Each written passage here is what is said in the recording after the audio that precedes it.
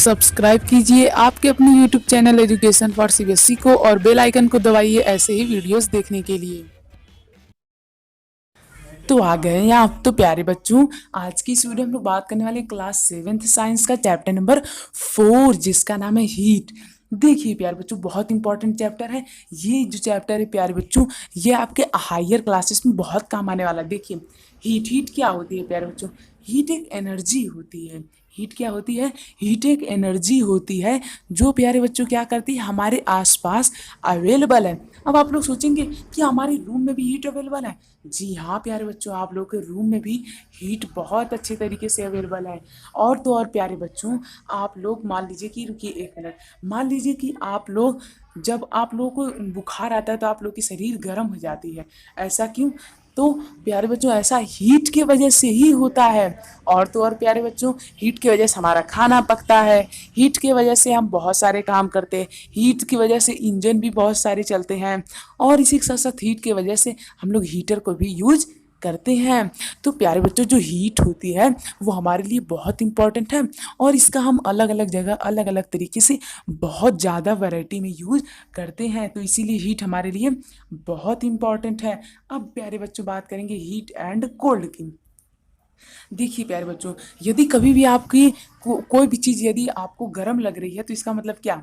मतलब उसमें हीट है। कोई भी चीज़ आपको यदि प्यारे बच्चों गर्म लग रही है तो उसमें उसका मतलब क्या? उसमें हीट है। और प्यारे बच्चों, यदि कोई भी चीज़ आपको गर्म लग रही है तो क्या है इसका मतलब उसमें हीट नहीं है। ये नहीं कि उसमें कोल्ड है, नहीं। कोल्ड तो तब होता है जब हीट किसी बॉडी में नहीं रहती है।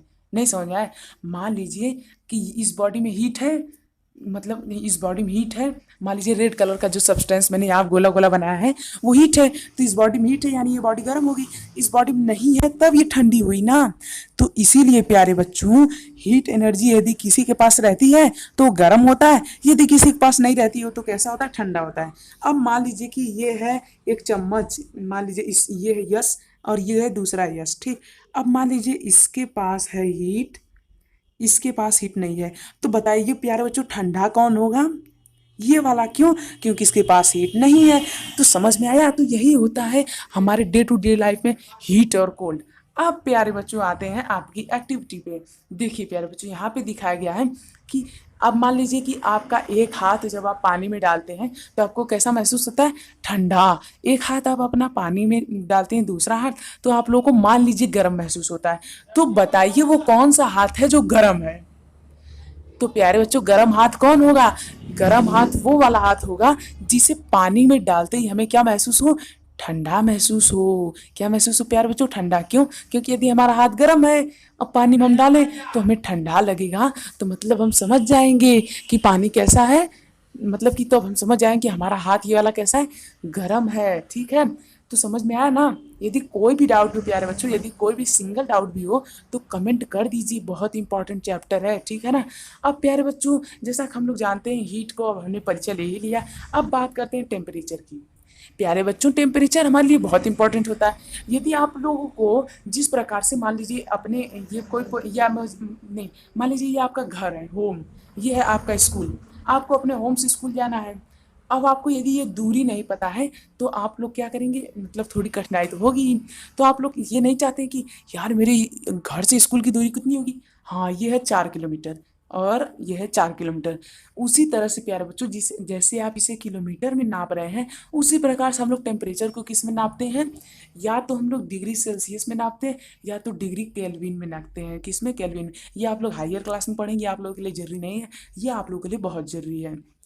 देखिए प्यारे बच्चों, जो सेल्सियस स्केल होता है, इसमें प्यारे बच्चों क्या होता है, इसमें हम लोग यूज करते हैं थर्मामीटर में। ये हमें हमारे बॉडी का टेम्परेचर बताता है। जैसे मान लीजिए आप लोग देखे होंगे कि जब आप लोग को बुखार होता है तो जब डॉक्टर होते हैं वो लोग क्या करते हैं, एक थर्मामीटर ले करके आपके या तो जीभ में डाल देंगे या तो आपके हाथ के नीचे वाले यानी भुजा के नीचे वाले पार्सन में डाल देंगे। मान लीजिए आपकी हाथ है तो यहाँ पे डाल देते हैं, ठीक है।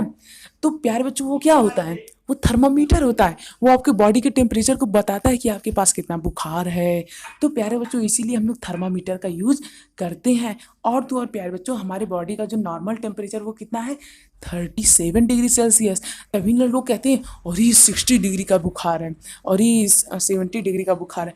तो 37 डिग्री सेल्सियस से भी आपकी बॉडी का टेम्परेचर है तो मान लीजिए आपको कुछ नहीं है। यदि 40 है तो मान लीजिए हाँ थोड़ा बहुत असर है, ठीक। 40 तो गर्मी की वजह से भी हो जाता है कभी कभी, ठीक। तो प्यारे बच्चों मुझे उम्मीद है आप लोगों को समझ में आया होगा। यदि आया है तो प्लीज़ हमारे चैनल को सब्सक्राइब कर लीजिए। अब हम लोग बात करेंगे कि हीट कैसे ट्रांसफ़र होती है, तो चलिए इसे स्टार्ट करते हैं।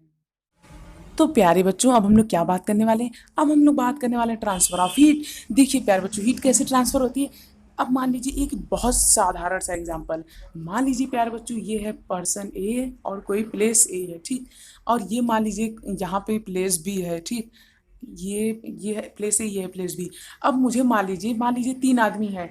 अब उन्हें यहाँ से क्या करना है, 3 वर्कर हैं, यहाँ से उन्हें ब्रिक्स को ढो ढो के इसमें रखना है।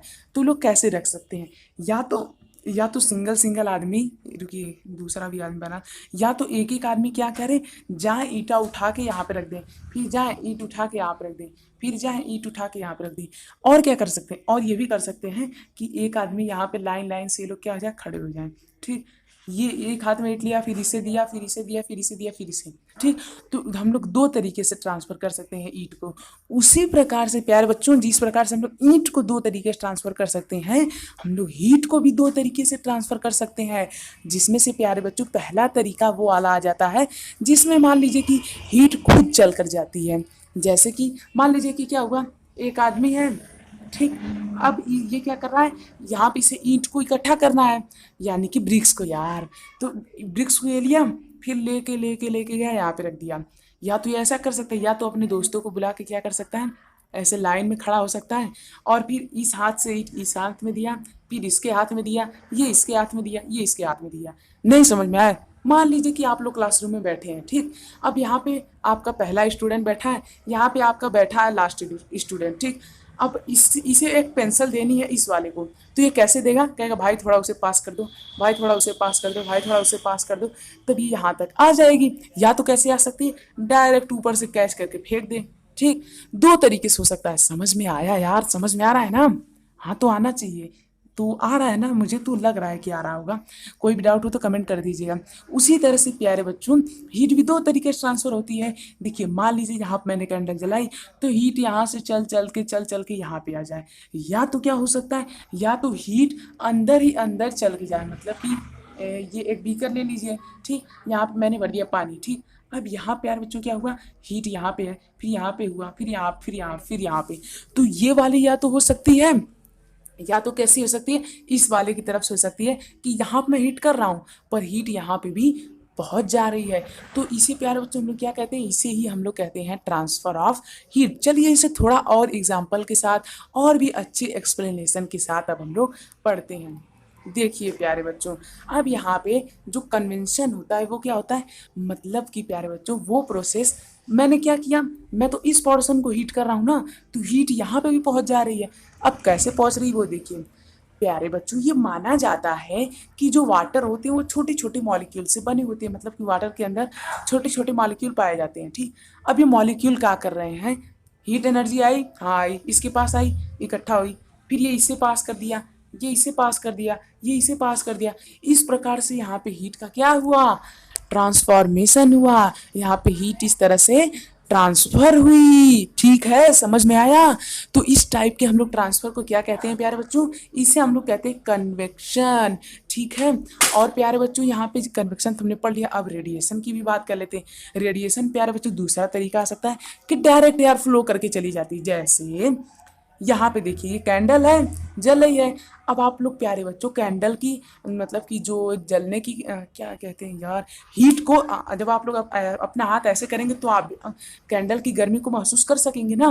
नहीं समझ में आया, कोई बात नहीं। एक और एग्जांपल देखिए, मान लीजिए आग ऐसे ऐसे जल रही है, आप लोग इसके सामने अपना जब हाथ रखते हैं ठंडी के समय में तो आपके हाथ गर्म हो जाते हैं कि नहीं, बताइए। हाँ होते हैं। वो कैसे होते हैं, रेडिएशन के जरिए। उसमें प्यारे बच्चों हीट खुद चल के जाती है, यानी कि हम लोग पेंसिल को फेंक दे रहे हैं, उस वाले तरीके से हीट ट्रेवल करती है। अरे समझ में आया। नहीं समझ में आया? अरे प्यारे बच्चों देखिए, हीट कैसे ट्रैवल करती है।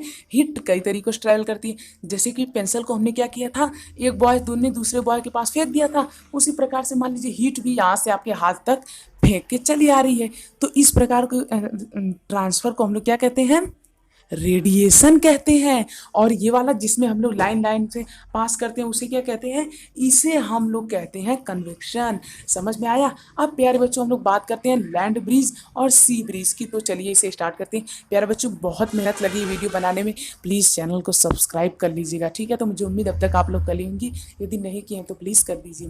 प्यारे बच्चों इससे पहले मैं आप लोग बता देना चाहता हूँ कि ब्लैक बॉडी जो होती है वो हीट को बहुत तेज एब्जॉर्ब करती हैं, जबकि जो व्हाइट बॉडी होती हैं वो हीट को बहुत जल्दी रिफ्लेक्ट करती हैं। तो ये बात आपको याद रहनी चाहिए।